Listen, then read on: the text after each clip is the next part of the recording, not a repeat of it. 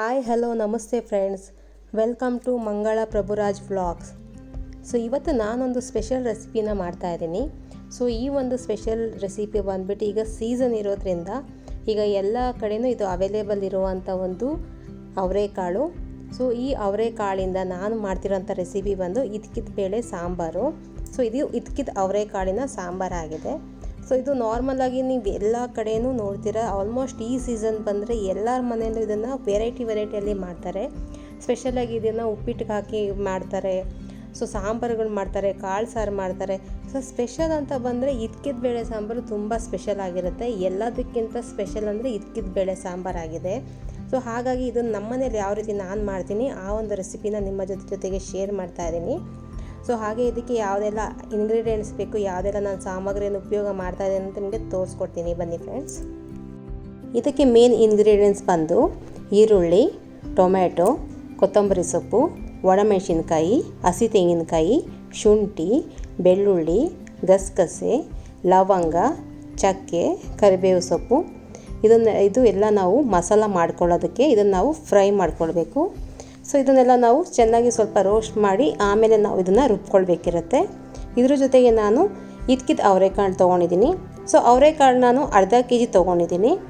ಅರ್ಧ ಕೆ ಜಿಗೆ ನಾನು 1 ಈರುಳ್ಳಿ, 2 ಟೊಮೆಟೊ, ಚಿಕ್ಕದಾಗಿರುವಂಥ 2 ಟೊಮೆಟೊ, ಚಿಕ್ಕ ಪೀಸ್ ಶುಂಠಿ, ಜೊತೆಗೆ ಬೆಳ್ಳುಳ್ಳಿ ಒಂದು 7ರಿಂದ 8 ಎಸಳು. ಇದ್ರ ಜೊತೆಗೆ ನಾನು ಇದ್ಕಿದ ಅವರೆಕಾಳು ತೊಗೊಂಡಿದ್ದೀನಿ. ಇದು ರಾತ್ರಿ ಎಲ್ಲ ನೆನೆಸಿ ನಾನು ಇದ್ಕಿರೋಂಥ ಅವರೆಕಾಳು ಅರ್ಧ ಕೆ ಜಿ ಇದೆ. ಇದರ ಜೊತೆಗೆ ರುಚಿಗೆ ತಕ್ಕಷ್ಟು ಉಪ್ಪು, 2 ಸ್ಪೂನು ಧನಿಯಾ ಪುಡಿ, ಜೊತೆಗೆ ಸ್ವಲ್ಪ 1/4 ಸ್ಪೂನು ಅರಿಶಿನ ಪುಡಿ. ಇದೆಲ್ಲ ನಮಗೆ ಮಸಾಲೆಗೆ ಬೇಕು. ಸೊ ಈಗ ಇದನ್ನು ನಾನು ಮೊದಲಿಗೆ ಒಂದು ಫ್ರೈ ಪ್ಯಾನ್ ಇಟ್ಕೊಂಡು ಅದಕ್ಕೊಂದು 2 ಟೇಬಲ್ ಸ್ಪೂನ್ ಎಣ್ಣೆನ ಹಾಕ್ಕೊಳ್ತಾ ಇದ್ದೀನಿ. ಮೊದಲಿಗೆ ನಾವು ಮಸಾಲೆಗೆ ರೆಡಿ ಮಾಡ್ಕೊಳ್ಬೇಕು. ಇದಕ್ಕೆ ನಾನು ಮೊದಲಿಗೆ ಈರುಳ್ಳಿನ ಹಾಕ್ಕೊಳ್ತಾ ಇದ್ದೀನಿ, ಜೊತೆಗೆ ಶುಂಠಿ ಬೆಳ್ಳುಳ್ಳಿನೂ ಒಟ್ಟಿಗೆ ಹಾಕ್ಕೊಳ್ತಾ ಇದ್ದೀನಿ. ಇದನ್ನೆಲ್ಲ ನಾವು ಸ್ವಲ್ಪ ಲೈಟಾಗಿ ರೋಸ್ಟ್ ಫ್ರೈ ಮಾಡ್ಕೊಳ್ಬೇಕು. ಸೊ ಲೈಟಾಗಿ ನಾವು ಇದನ್ನು ಲೋ ಫ್ಲೇಮಲ್ಲಿ ಇಟ್ಕೊಂಡು ಫ್ರೈ ಮಾಡಿಕೊಂಡ್ರೆ ಸಾಕು. ಸೊ ಇದೆಲ್ಲ ನಾವು ಚೆನ್ನಾಗಿ ಫ್ರೈ ಮಾಡ್ಕೊಂಡ ನಂತರ ಇದಕ್ಕೆ ನಾವು ಚಕ್ಕೆ ಲವಂಗನೂ ಹಾಕ್ಕೊಳ್ಬೇಕು. ಚಕ್ಕೆ ಲವಂಗ ಜೊತೆಗೆ ಒಣಮೆಣಸಿನ್ಕಾಯಿನೂ ಹಾಕ್ಕೊಳ್ಬೇಕು. ಇದನ್ನೆಲ್ಲ ಹಾಕ್ಕೊಂಡು ಚೆನ್ನಾಗಿ ನಾವು ಡ್ರೈ ರೋಸ್ಟ್ ಮಾಡ್ಕೊಳ್ಬೇಕು ಲೋ ಫ್ಲೇಮಲ್ಲಿ.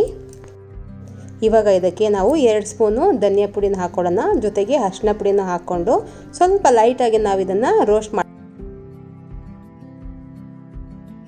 ಮೊದಲಿಗೆ ನಾವು ಒಂದು ಮಿಕ್ಸಿ ಜಾರಲ್ಲಿ ತೆಂಗಿನಕಾಯಿ ಮತ್ತು ಗಸಗಸೆನ ಸ್ವಲ್ಪ ನೀರು ಹಾಕ್ಬಿಟ್ಟು ನುಣ್ಣಗೆ ನಾವು ರುಬ್ಕೊಳ್ಬೇಕು. ಫೈನ್ ಪೇಸ್ಟಾಗಿ ನಾವು ರುಬ್ಕೊಂಡು ಅದನ್ನು ನಾವು ಸಪ್ರೇಟಾಗಿ ಎತ್ತಿಡಬೇಕು. ಇದನ್ನು ನಾವು ಕೊನೆಯಲ್ಲಿ ಹಾಕೋದು, ಮೊದಲೇ ನಾವು ಹಾಕಲ್ಲ. ನೋಡಿ, ಈ ಥರ ಫೈನ್ ಪೇಸ್ಟಾಗಿ ರುಬ್ಕೊಂಡು ಒಂದು ಬೌಲಲ್ಲಿ ನಾವು ಸಪ್ರೇಟಾಗಿ ಎತ್ತಿಡೋಣ.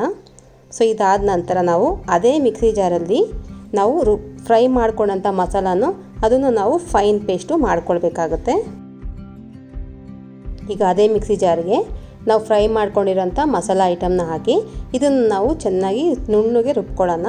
ಸೊ ಇದಕ್ಕೆ ನಾವು ಸ್ವಲ್ಪ ನೀರನ್ನು ಹಾಕ್ಕೊಂಡು ರುಬ್ಕೊಳ್ಬೇಕು. ಇದನ್ನು ನಾವು ಆದಷ್ಟು ಫೈನ್ ಪೇಸ್ಟಾಗಿ ರುಬ್ಕೊಳ್ಳೋಣ. ಈಗ ನಾನು ಸಾಂಬಾರು ಮಾಡಲಿಕ್ಕೆ ಒಂದು ಪಾತ್ರೆ ತೊಗೊಂಡಿದ್ದೀನಿ. ನೋಡಿ, ಈ ಥರ ನಾನು ಪಾತ್ರೆಯಲ್ಲಿ ಮಾಡ್ತಾಯಿದ್ದೀನಿ. ಸೊ ಇದಕ್ಕೆ ನಾನೀಗ 2 ಟೇಬಲ್ ಸ್ಪೂನ್ ಎಣ್ಣೆಯನ್ನು ಹಾಕಿ ಸ್ವಲ್ಪ ಸಾಸಿವೆ ಹಾಕಿ ಅದು ಸಿಡಿದ ನಂತರ ಈಗ ನಾನು ಇದಕ್ಕಿದ ಅವರೆಕಾಳನ್ನ ಹಾಕ್ಕೊಂಡು ಒಂದು 2 ನಿಮಿಷ ಲೈಟಾಗಿ ನಾನು ಫ್ರೈ ಮಾಡ್ಕೊಳ್ತಾ ಇದ್ದೀನಿ. ಸೊ ಫ್ರೈ ಮಾಡ್ಕೊಳ್ತಿರ್ಬೇಕಾದ್ರೆ ಕರಿಬೇವು ಸೊಪ್ಪನ್ನು ಇವಾಗ ನಾನು ಆ್ಯಡ್ ಮಾಡ್ಕೊಳ್ತಾ ಇದ್ದೀನಿ. ಇದನ್ನು ನಾವು ಜಾಸ್ತಿ ಮಿಕ್ಸ್ ಮಾಡಬಾರ್ದು, ಮಿಕ್ಸ್ ಮಾಡಿದ್ರೆ ಎಲ್ಲ ಪೀಸ್ ಆಗಿಬಿಡುತ್ತೆ. ಇದಾದ ನಂತರ ಇದಕ್ಕೆ ನಾನೀಗ ಕಟ್ ಮಾಡ್ಕೊಂಡಿರೋಂಥ 2 ಸಣ್ಣ ಗಾತ್ರದ ಟೊಮೆಟೊನ ಹಾಕ್ಕೊಂಡು ಲೈಟಾಗಿ ಇದನ್ನು ನಾನು ಫ್ರೈ ಮಾಡ್ಕೊಳ್ತಾ ಇದ್ದೀನಿ. ಸೊ ನಾವು ಅವರೆಕಾಳು ತುಂಬ ಡೆಲಿಕೇಟ್ ಆಗಿರೋದ್ರಿಂದ ತುಂಬ ಮಿಕ್ಸ್ ಮಾಡಬಾರ್ದು. ಆದಷ್ಟು ನಾವು ನಿಧಾನಕ್ಕೆ ಒಂದು 2 ನಿಮಿಷ ಈ ಥರ ಮಿಕ್ಸ್ ಮಾಡಿಕೊಂಡ್ರೆ ಸಾಕು. ಇದಕ್ಕೆ ಈಗ ನಾವು ರುಬ್ಬಿಟ್ಟಿರೋಂಥ ಮಸಾಲಾನ ಹಾಕ್ಕೊಳ್ಳೋಣ. ಸೊ ಮಸಾಲಾನ ಹಾಕ್ಕೊಂಡು ನಾವು ಒಂದು 2 ನಿಮಿಷ ಸಣ್ಣ ಉರಿಯಲ್ಲೇ ಇದನ್ನು ಚೆನ್ನಾಗಿ ನಾವು ಮಿಕ್ಸ್ ಮಾಡಿಕೊಂಡು ಫ್ರೈ ಮಾಡಬೇಕು. ಇದೇ ಮಿಕ್ಸಿಗೆ ನಾನೀಗ ಒಂದು ಅರ್ಧ ಲೋಟ ನೀರನ್ನು ಹಾಕ್ತಾಯಿದ್ದೀನಿ. ಆ ನೀರನ್ನು ಹಾಕಿದ ನಂತರ ನಾವು ಕುದಿಲಿಕ್ಕೆ ಬಿಡಬೇಕು. ಒಂದು 5ರಿಂದ 10 ನಿಮಿಷ ನಾವು ಚೆನ್ನಾಗಿ ಕುದಿಯೋಕ್ಕೆ ಬಿಡಬೇಕು. ಇದೇ ಗ್ಯಾಪಲ್ಲಿ ನಾನೀಗ ರುಚಿಗೆ ತಕ್ಕಷ್ಟು ಉಪ್ಪನ್ನು ಇವಾಗೆ ಹಾಕ್ಕೊಳ್ತಾ ಇದ್ದೀನಿ. ಸೊ ನೀವು ಕಲ್ಲುಪ್ಪಾದರೂ ಹಾಕ್ಕೋಬೋದು, ಪುಡಿಯುಪ್ಪಾದರೂ ಹಾಕ್ಕೋಬೋದು. ನಾನಿಲ್ಲಿ ಕಲ್ಲುಪ್ಪನ್ನು ಯೂಸ್ ಮಾಡ್ತಾ ಇದ್ದೀನಿ. ಸೊ ನಿಮಗೆ ರುಚಿಗೆ ತಕ್ಕಷ್ಟು ಉಪ್ಪನ್ನು ನೀವು ಹಾಕ್ಕೊಳ್ಳಿ. ನೋಡಿ, ಇಷ್ಟು ಗಟ್ಟಿ ಇದೆ, ಇದು ಕುದೀತಾ ಇದೆ. ಈಗ ನಾವು ಸ್ವಲ್ಪ ನೀರು ಹಾಕಿ ಸ್ವಲ್ಪ ತೆಳುವಾಗಿ ಮಾಡ್ಕೊಳ್ಬೇಕು. ಏಕೆಂದರೆ ಗಟ್ಟಿ ಇದ್ದರೆ ಅದು ಚೆನ್ನಾಗಿ ಬೇಯಲ್ಲ. ಸೊ ಅವರೆಕಾಳಾಗಿರೋದ್ರಿಂದ ಬೇಗ ಬೇಯುತ್ತೆ. ಆದಷ್ಟು ನಾವು ಸ್ವಲ್ಪ ಮೀಡಿಯಮ್ ಉರಿಯಲ್ಲೇ ಇದನ್ನು ಅಡುಗೆ ಮಾಡ್ಕೊಳ್ಬೇಕು. ನಾನು ಇದನ್ನು ಒಂದು 5 ನಿಮಿಷ ಮುಚ್ಚಳ ಹಾಕಿ ಮುಚ್ಚಿ ಬೇಯಲಿಕ್ಕೆ ಬಿಟ್ಟಿದೆ ನೋಡಿ. ಈಗ ಇದು ಬೆಂದು ರೆಡಿಯಾಗಿದೆ, ಸಾಂಬಾರು ರೆಡಿಯಾಗಿ. ಸೊ ಇದು ಸ್ವಲ್ಪ ಗಟ್ಟಿ ಇರೋದ್ರಿಂದ ನಾವು ಇದಕ್ಕೆ ಇನ್ನು ಸ್ವಲ್ಪ ನೀರನ್ನು ಆ್ಯಡ್ ಮಾಡ್ಕೊಳ್ಬೇಕು. ಯಾಕಂದರೆ ತುಂಬ ಗಟ್ಟಿ ಇದ್ದರೆ ಇದು ಬೇಗ ಅವರೆಕಾಳು ಆಗಿರೋದ್ರಿಂದ ತುಂಬ ಇನ್ನೂ ಗಟ್ಟಿ ಆಗಿಬಿಡುತ್ತೆ. ಮಸಾಲ ಐಟಮ್ ಇರೋದ್ರಿಂದ ಗಟ್ಟಿ ಆಗುತ್ತೆ. ಅದಕ್ಕೆ ಇನ್ನು ಸ್ವಲ್ಪ ನಾವು ನೀರನ್ನು ಹಾಕ್ಕೊಂಡು ಮೀಡಿಯಮ್ ಆಗಿ ನಾವು ಹದವಾಗಿ ಇಟ್ಕೊಂಡ್ರೆ ಸಾಕು. ಸೊ ಇವಾಗ ನಾನು ಇದಕ್ಕೆ ರುಬ್ಬಿಟ್ಟುಕೊಂಡಂಥ ತೆಂಗಿನಕಾಯಿ ಮತ್ತು ಗಸಗಸೆಯ ಪೇಸ್ಟನ್ನು ಇವಾಗ ಹಾಕಿ ಕುದಿಲಿಕ್ಕೆ ಬಿಡ್ತಾಯಿದ್ದೀನಿ. ಇದು ಒಂದು 2 ನಿಮಿಷ ಕುದಿದ್ರೆ ಸಾಕು, ತುಂಬ ಕುದಿಯೋದೇನು ಬೇಡ. ಸೊ ಇದಕ್ಕೆ ನಾವು ಎಷ್ಟು ಬೇಕು ಅಷ್ಟು ನೀರನ್ನು ಈ ಟೈಮ್ನಲ್ಲೇ ನೋಡಿ ಹಾಕ್ಕೊಳ್ಳೋಣ. ನೋಡಿ ಇವಾಗ ನಾನು ಸ್ವಲ್ಪ ನೀರೆಲ್ಲ ಹಾಕ್ಕೊಂಡು ಹದವಾಗಿ ನಾನು ಇಷ್ಟು ಗಟ್ಟಿಯಾಗಿ ಮಾಡ್ಕೊಂಡಿದ್ದೀನಿ. ಈಗ ಇದಕ್ಕಿದ ಅವರೆಕಾಳಿನ ಸಾಂಬಾರು ರೆಡಿಯಾಗಿದೆ. ಇದನ್ನು ನೀವು ಮುದ್ದೆ ಜೊತೆಗೂ ತಿನ್ಬೋದು, ಇಡ್ಲಿ, ದೋಸೆಗೆ ಮತ್ತು ಪೂರಿಗೆ ತುಂಬ ಒಳ್ಳೆ ಕಾಂಬಿನೇಷನ್ ಆಗುತ್ತೆ. ಸೊ ನಾನು ಇದಕ್ಕೆ ಮುದ್ದೆ ಮಾಡ್ಕೊಂಡಿದ್ದೀನಿ, ಮುದ್ದೆ ಹಾಗೂ ಪೂರಿ ಮಾಡ್ಕೊಂಡಿದ್ದೀನಿ, ಒಳ್ಳೆ ಕಾಂಬಿನೇಷನ್ ಹೋಗಿತ್ತು.